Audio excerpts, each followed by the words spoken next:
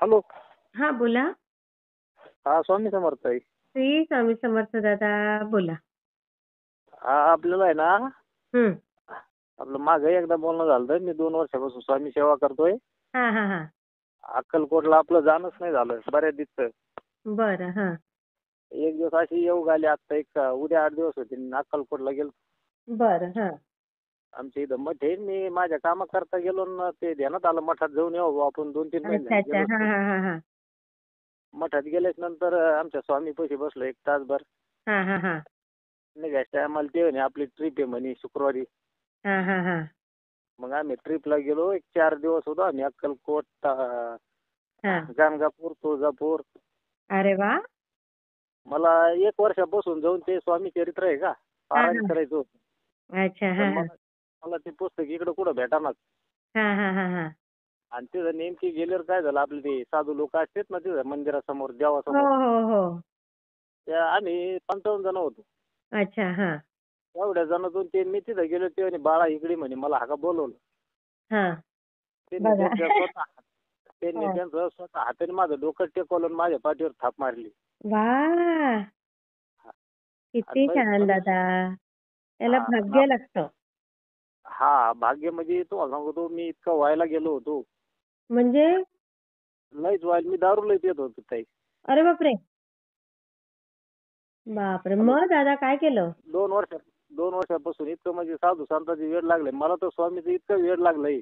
किती छान दादा. तुमचं काहीतरी गेल्या जन्मीचं पुण्य हो म्हणून हो. हे सगळं व्यवस्थित होतंय आता तुमचं. आणि तुम्ही मी काय काय केलं त्यासाठी दादा? हा, त्यासाठी काय काय केली सेवा तुम्ही? आपले ना रोज 2 टाइम मंत्र दिलेले आहे आपल्या स्वामींना. तेवढे 2 टाइम मंत्र म्हणायचे, माळेचा जप करायचा. हा हा. आणि ते 2 टाइम माळेचं जप आहे. पण माझ्या ना तोंडातून दिवसभर कमीत कमी हम्म.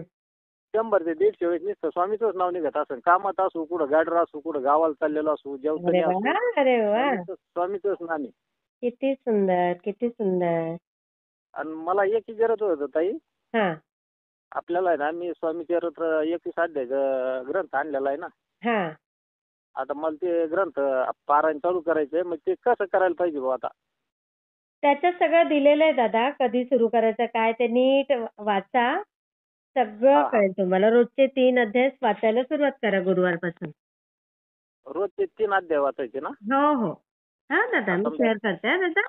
आपल्याला आपल्याला 11 दिवसात पारायण करायचं बाबा, 21 दिवसात पारायण करायचं, म्हणजे असं हे कसं करावं लागेल अच्छा, ते त्या रोज? पारायण करायचं चरित्राचं, स्वामी चरित्राचं. हो हो. मग रोजचं पूर्ण एक करा ना. पूर्ण वाचून घेत जा स्वामी रोजचे चरित्राचं पूर्ण पुस्तक. पूर्ण हा 21 पूर्ण रोज 31 अध्याय वाचायचे तेवढे? हा. तसं पण करू शकता. तुम्हाला कशा पद्धतीने करायचं तसं करू शकता. आता तुमची वेळ कशी आहे त्या पद्धतीने.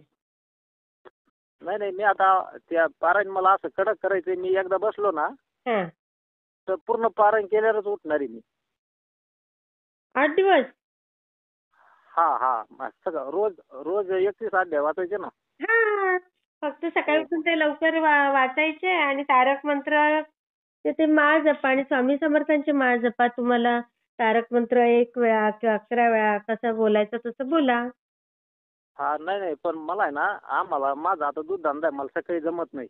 अच्छा, मग तुमच्या सोयीनुसार करा ना दादा. माझं असं म्हणणं होतं, हो मी संध्याकाळी जर चालू केलं तर मला रात्री 11 वाजले तरी अडचण येणार नाही पारायण करायला. मग तेव्हाच करा. हा, मग ते मोबाईलवर मी युट्यूबला ऐकलं होतं का, हा. स्वामी समजा 12 ते 1 त्या टायमाला भिक्षा मागायला जातात बुवा ते असं. दुपारी.